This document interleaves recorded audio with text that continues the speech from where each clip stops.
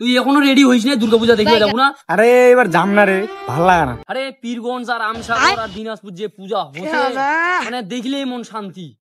আর তুই কইছি আরে জানো তো মুই ওইলা পূজা ভালো আছে, টাকাই দেয়নি, যাবে না ছাগল বান্ধিয়া পাঠাই দিছে।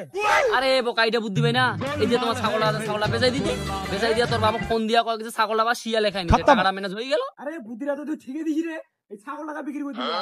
ছাগল বেচাবে ছাগল, ও পাইকার কাছে বিরে টাকা টাকা টাকা টাকা। ও কাকু হারা ছাগল বাজামু ছাগল, আয় আয় আয় যাবেন। হ্যাঁ বেচাম হারাই দিয়ে এটা মারলাম। তাহলে পুরো 6000 তাহলে কথাবার্তা হয়ে গেল। पैसा ही पैसा होगा।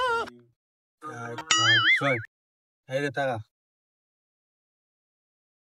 দে না, এটা বাইরে দে, পাতা লাভ হয় মোর, লাভ হইছে। ও বেটা ফোন দিছি।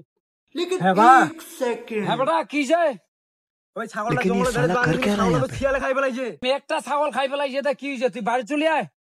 না বা আমি বাড়ি যাম না, বাড়ি দিলে তুই মোক মারবো। হ্যাঁ বেটা নাই মারি। আচ্ছা ঠিক আছে তাহলে যাসু।